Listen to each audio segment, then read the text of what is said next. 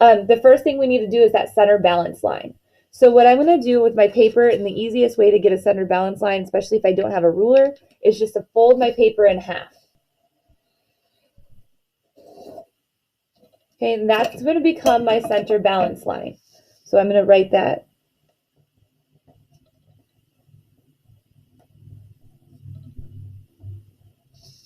Okay, this center balance line should always be in our figure. So first, we made our center balance line. That's our first step. The next step is to divide our line into 9 equal spaces.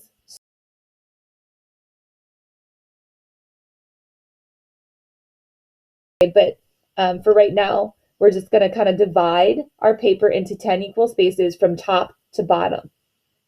All right, what I'm going to do to help make this a little easier as we're working for you to understand where I'm talking about, I'm going to label each of these lines.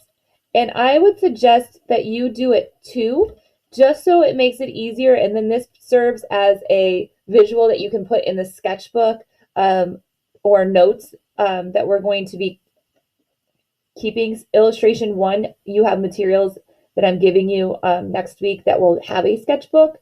So this could be something that you could insert in, but you want to keep this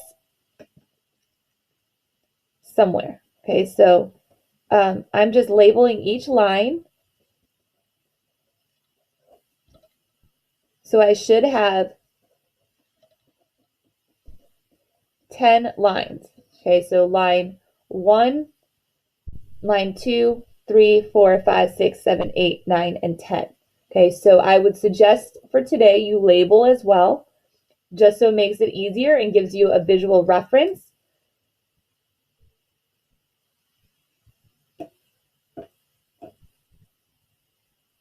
And again, I am recording this demonstration. So if you would like it and you need to go back and pause back, you'll have access to that. And I'll post it in Classroom later today. Okay, after I named my lines, we're going to talk about the 9 head rule. And I'm going to use this like green pen, so I hope it shows up. But it's called 9 heads because our head should fit in each one of these spaces. So I'm going to just kind of draw a head. So I start by drawing a circle and then just kind of connecting the ovals down. So you don't have to draw the heads in here. I'm just doing it so you can kind of see and know what I'm talking about when I say head 5 or head 6.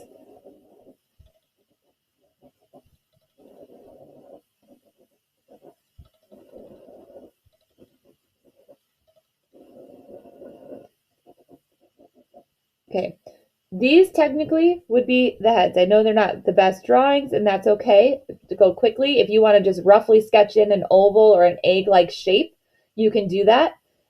When you think about shapes, when we're talking about our head forms, this first one in between line 1 and 2 is head 1. This is head 2. This is head 3, head 4, 5, and so on all the way down until we get to 9. So if you did not draw the head, that's okay, but I would still suggest in those spaces that you go ahead and just label the space in between head 1, head 2, head 3, head 4, and so on down. Okay, that kind of gives you a visual so you can see. Sometimes I might say it's half of head 5, and that can be confusing when looking at lines and different things. So we want to make sure we have those visuals so we can see. All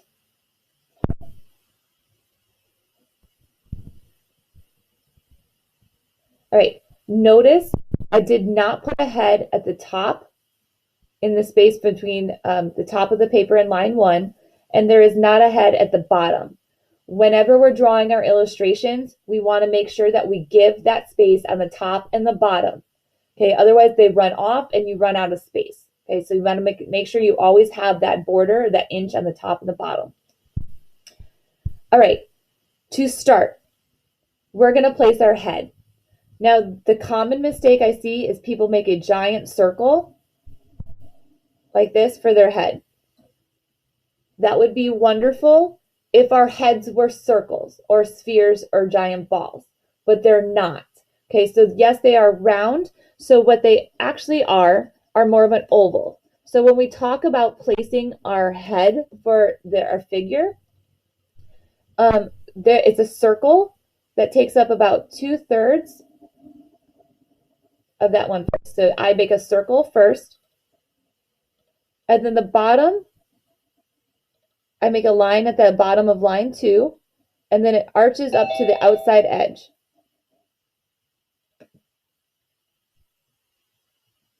Okay, so it's just going to arch up, and that's how I make my head. That's a good way to start practicing it, even when we think about drawing portraits later. The facial features are a circle, and then the chin comes down and is an egg shape after that. The other thing that we're going to do real quick, and I'm going to change colors just so you can see, is that we are lightly going to draw 2 more heads, one on either side. So what that means is I'm going to take and draw another circle, roughly the same size and shape, but because I'm drawing it by hand, it might not be perfect. That's okay. And then I'm going to add the chin. The goal is that we're getting them as similar as possible. Again, if it's not perfect, that's okay. These aren't going to stay here. These are just guides to give you as a reference point moving forward on the next step that we're going to do. Yes, I hear somebody, but it's very hard for me to hear. Is it Brooke? You don't, it's okay. If you don't have a ruler, just guess, but you can use your thumb and measure from the top to the back of the thumb and just use that as a rough guide. Mine's just really ugly. It's okay. Guys, I know you don't have rulers, and I understand it doesn't need to be perfect today. I just want to get these things on here. It's going to be okay. I promise. Yes, I understand. I couldn't use digital technology today. I just needed a break. No, we like it better like this. Okay. I was going to say it'll be okay. I know you don't have rulers. I didn't give you enough time to plan to have a ruler or a straight edge. I'm aware of that. This is just more for like the first kind of practice and plotting. All right. Again, I am not judging your ability to draw when we're doing this today. At the end, the goal is just for me to see what I need to clarify and where to go back again when they ask for the photos. That's all. Okay, we're going to move on. So we have our heads. These pink heads are going to help me serve as guides for the width of my body. So in the center of this head, I'm going to make a mark. And really this now is 2 heads wide. Okay, so I'm going to write over here that my shoulders, actually I'm going to switch color because I don't think you can, I don't like that color. I'm just going to make a note somewhere that my shoulders are 2 heads wide. And again, all of this, I will have copies for you. We're going to practice a lot if you're in illustration. It's going to be okay. The first time is never the best one. It takes some practice, okay? So our shoulders, now that we know they're 2 heads wide, are never going to be wider than these 2 little marks that I made. So for my purpose, I'm just going to make this little line going down. You don't need to. I just want to be able to show you as we're working. Okay, so all I'm doing is using this pen, which are friction pens, by the way. If you haven't ever used them or seen them, they're really amazing. They're totally erasable, and the bottom never disappears. Okay, so I just kind of drop those lines down just so you can kind of see as we're working. I know this one is farther away than this one, and that's okay. Again, it's just for purposes today. All right, our shoulders, where we place them. they are 1/3 down into head 2. Okay, so what sometimes people say, well, shoulders at 1 1/3 head. Okay, so what that means is if I take this space and I divide this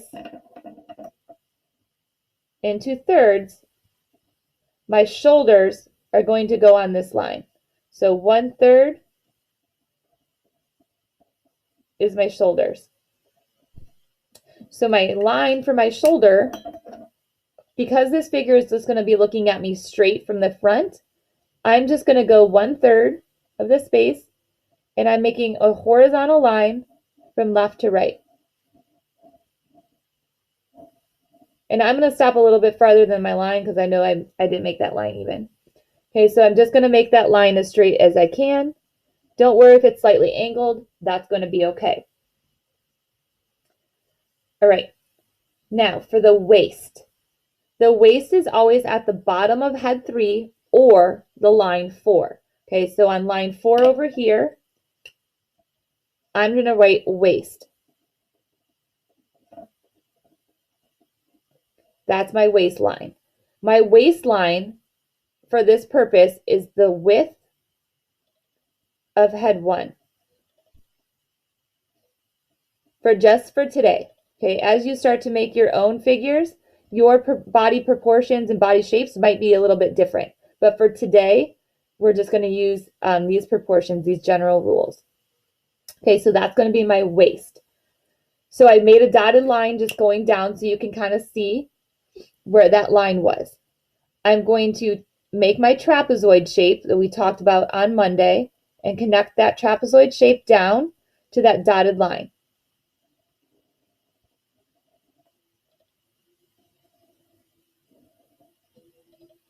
And then I'm just going to make my green line go across just so I can see it. Okay, so that's how I get the torso. My waist, again, is always over here at 3. Technically, the bottom of our rib cage ends right up here. So like if you want to think about it that way, this is like the whole middle waist section. All right, now to create our waist and our hip area, our hips, if we take head 4 and divide this into thirds as well, our hips are going to be 2/3 of the space. So 2/3 of head 4 are our hips. Our hips are as wide as our shoulder for this purpose. Okay, so when we move on a little bit later, we can talk differently.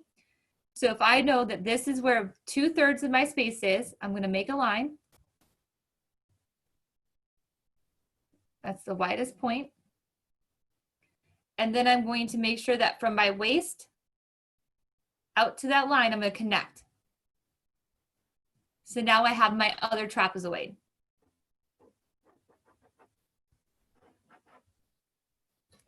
Okay. The groin or crotch line, if you will, whatever helps you,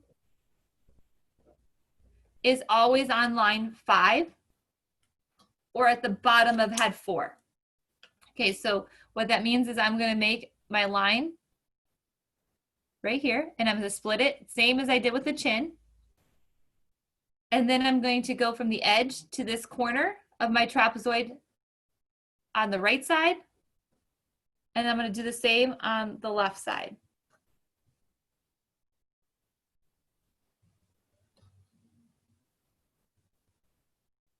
Okay, that's the general placement of the body at this point. We now have done all the hardest parts.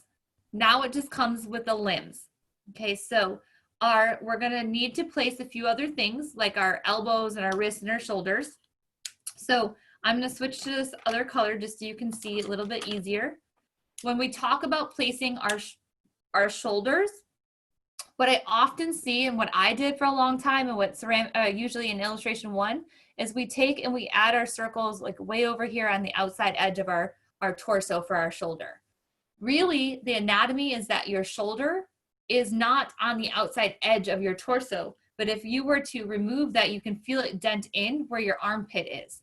Okay, so we won't make our circle on the outside, but what I am going to do is make a circle that takes about 1/3 of that space. Okay, so about 1/3, and it's going to be the top of the circle meets at this intersection here. So I'm just going to make a circle like that. I'm going to do the same on the other side. Okay, trying to get them as equal as I can. If I darken this a little bit, you can see that it intersects these lines, like my trapezoid and the line going down like that. So you can kind of see and get a proportion or relationship. My elbow is always in the same spot, in line with my waist, slightly above it maybe. So what I'm going to do is make my elbow, I'm going to drop it straight down, and I'm going to actually place it a little bit above line 4. Okay, so I'm going to go a little bit above. And when I go a little bit above, I'm just going to make another circle, slightly smaller than my first one. Same on this side. Where my line is slightly on the outside edge, and I'm going to make a little smaller circle, trying to keep them as equal. Remember, the human body is symmetrical, so whatever we do on one side, we can do on the other side. And then our wrist, so I'm going to write elbow over here. Our wrists are in line with our groin line. And so I'm going to actually make mine over here, and I'm going to make it smaller. And I'm going to do the same thing on this side. I'm just making it slightly smaller. Okay, so they can drop over this edge if you want, or slightly on top, but they're just in line with that groin line, so on line 5.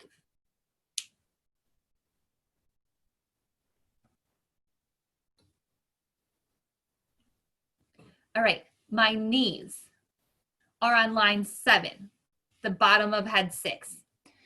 Now, I used to make these big circles and it would get things really off in proportion. So I learned an easier way, and I'm going to share that with you. What I'm going to do is make 2 dotted lines. I'm going to make a hash mark on this side and then another one over here. That's going to help me when I go to place my lines in a second. I'm going to make sure they're a little bit closer. But if I took and made an oval now, I'm going to make more of an oval instead of a circle, because that's the way the kneecap is. And that will help me give a little bit better proportions. And that's something I struggled with for a long time. My ankles are on line 9, and they're going to be closer to each other. So I'm going to make a smaller circle and put them at line 9. So ankles, knees. My feet are like triangles. I'm just going to draw a little wedge almost without the point. And the same way on this one, just kind of draw without that point. All right, our next step is to create the structure. So remember when I talked the other day about how we use shapes like ovals or cylinders to create our body? What we're going to do today is use our shapes, but we're going to kind of think about stretching a rubber band around the outside edge to create our forms. Okay, so I'm going to use, I think, pink because it shows up a little easier. I'm going to take my color and I'm just going to round the edge and then connect and almost like stretch a really tight rubber band around each of my forms. Okay, so take a few minutes to do that as well. Just taking a few minutes to really wrap a tight rubber band. Think of it that way. Just on the elbows or the arms. When we talk about the hips in the thigh area, it might be easier to think about this whole area as a circle because it's a joint that goes right on the outside edge and the inner edge of that crotch line. Okay, so ignore that first one. And the same way over here, I'm gonna just make another one that's about equal. And it will help kind of give you a little bit of sense of when we go to make our forms. So I'm going to use my line, Stretch it around my knee and back down.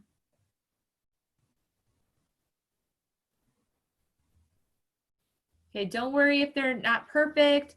You can always erase, but we're going to do some editing to them in a few minutes.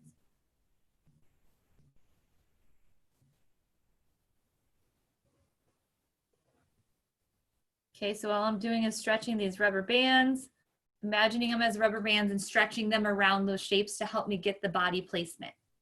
I'm going to erase that so you don't have to use them. Hey, if you never use these friction pens, they're really great pens to use. They do erase pretty well. And they're fun to use for color. So if you're someone that likes to use them, you can. Okay. Now, we are going to talk about the neck and how we connect that. So our neck is slightly wider than our chin. So I'm going to make a cylinder or 2 lines, almost like a rectangle that goes straight down to meet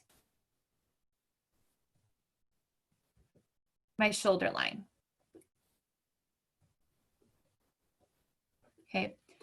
The one thing that a lot of us do in illustration 1 is we think that our shoulders are straight flat across, but really we have an arch, a muscle that connects from our neck to our shoulders.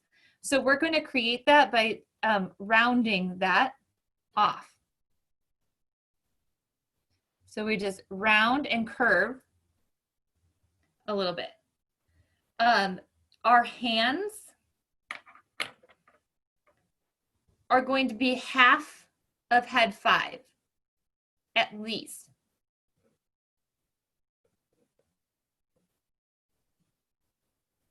Okay, so what that means is I could do it 2 ways. I can draw a trapezoid and then another little one like that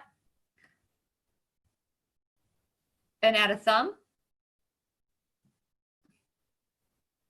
Or I could just make this little shape and call it a day. It doesn't, oh, no. Did I freeze?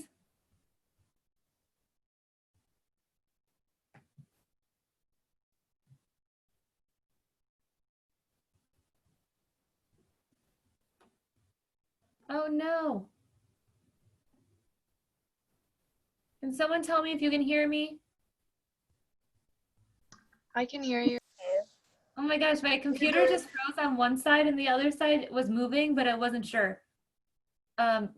Okay, sorry. I think I have a bad delay on my actual thing. All right, we're gonna continue on. Thank you guys. I don't know what's going on with one computer, but I'll use the other one for now. Thank you. Okay, we're almost done, but once we got to this part, now we wanna do something like shape it. And I know it can be kind of confusing and intimidating. So we're gonna kind of do it together. And remember this, I've done this for a very long time. So it gets easier every time I do it. I'm not expecting yours to look identical, but there are general rules that we can follow that will help us get to that point. Okay, so when we're here,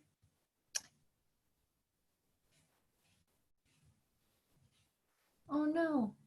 Okay, that's okay. What's gonna happen is I'm gonna take a different marker just to kind of show, but we're gonna start to form our body and our outline from what we had. So in the classroom, we probably would have used our light box or tracing paper and done another version of it on top so we could have this to clean up our lines and we don't have to work around. So I'm just going to, on top of my lines I already made, just kind of outline them. When I go down to do my neck, whatever I do on one side, I'm going to make sure I do on the other. So I'm going to kind of go down and follow up. And the one thing that we forget is that our body does have some sort of structure to it.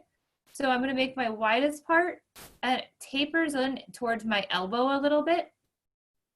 And then my elbow comes out and tapers back in towards my wrist. And then I'm just going to go around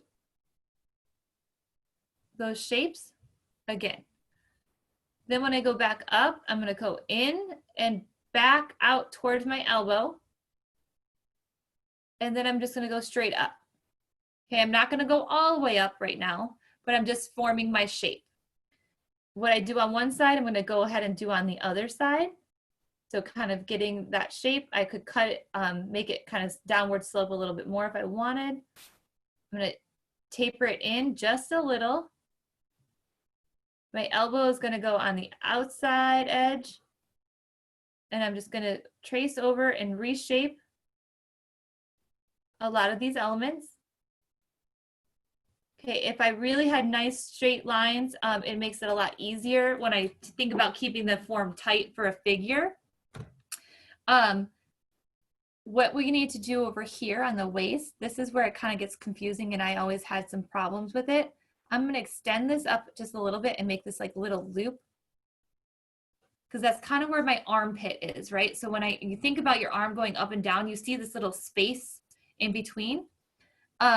So when I do that, my body is actually coming from back on the side because my arms are down there a little bit. So I can move my arms down and have a little bit of space. This actually becomes like the side underneath where it starts to turn around. For my waist, I can gradually start to drop that out. And when it gets to right around where the edge of the trapezoid was and where the edge of the circle is, I'm just going to drop down. And then I'm going to kind of make sure it's a little bit wider and then it gets a little bit narrower. And it kind of comes flat for a second, curves out. And then in line 7, or in head 7, sorry, it kind of curves just a little bit to give me definition for my calf muscle. You don't have to put that in there, but that's just a way to do it. Okay, so I'm going to go back over here and work on this side real quick. And that's why I recommend if you have a pencil, it's always easier to work with things like pencils. And I'm going to curve it out and just kind of think about that negative space in the same way that I have on the one side.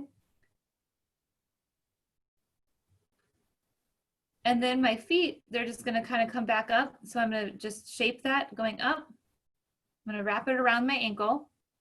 And the hard part is the center part where our legs are. So what we're going to do is at the bottom of line 5, where that crotch line was, I'm just going to make kind of like what's like a U shape, or like almost like a bird flying, and just kind of give that hint that's where our body would be moving. Okay, and that makes it a little bit easier for us. Our leg is going to come out from the corner here. And when that does, it kind of comes down, it meets towards the center and back together again. And then I'm going to be able to separate off that line just a little bit towards my ankle. I know I make this look simple, but trust me, it took me a long time to figure this out, so it's okay if it doesn't really work that well for you. Okay, because these lines should be lined up almost next to each other back here. And again, if you missed any of these steps, I am recording it. That's why I will make sure that it's edited out or anything like that, so that there's no privacy concerns. And then you can go back in, and this is when we would go back in and flesh it out and add any other textures or details that we would want. I'm going to take my eraser real quick just so you can see it. You do not need to erase, but if we were to erase or used another piece of paper to trace on top, our design or our figure that we would have just drawn. Also, these friction pens are great if you've never used them, because they don't leave like little crumbs and mess everywhere. Plus I get to have like fun colors and I can see all my different layers.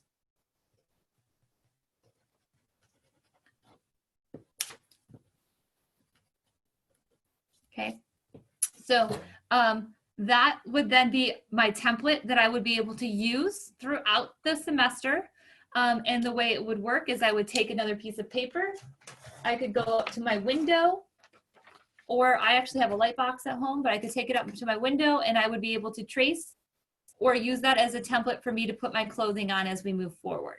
Okay, so this is a good way to make sure if you get 1 or 2 that are really good that you can use throughout the whole time, you don't have to keep going on.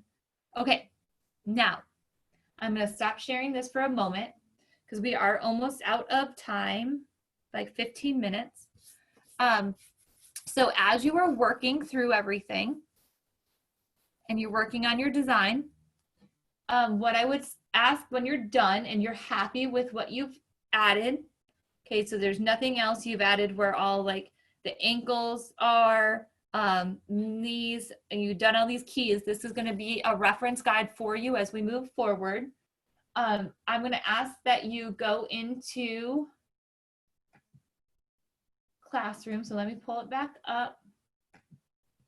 I have to stop sharing because I think it stopped. I'm going to pull this back up, and in Student View, and I'm going to model what I'm going to ask for you. What we're going to do is go over to our modules, and you should see an assignment that will say guided practice proportions of the fashion figure. It says 5 points because it is 5 points today. When you open, it just says follow the guided practice in class and please take a photo of your work to submit for feedback. Okay, so I'm going to click on the submit assignment. And what I need to do is either take a photo with my phone, or I could go ahead and what I'm going to do real quick is minimize this for a second. I'm going to open up my camera.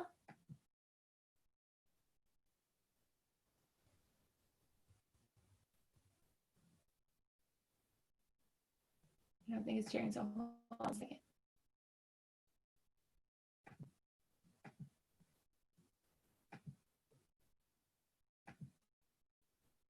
Okay, so I'm going to open up my camera. If I don't have a way to do it another way, just hold up your image so it is what I can see the most of it, so I can get a visual. I'm going to take that picture, close that back down, go back into my assignment, go to choose file, and it should be the first file or image that I just took. I'm going to open that, and I'm going to submit the assignment. And then when I do, you'll get a party of confetti that says yes, and it looks like butterflies for some reason. And then you're done. Okay, again, I just want to let you know it's just the 5-point cultivating creativity, or I think it's under our thing is practice and prep. So it's only 5 points for this week.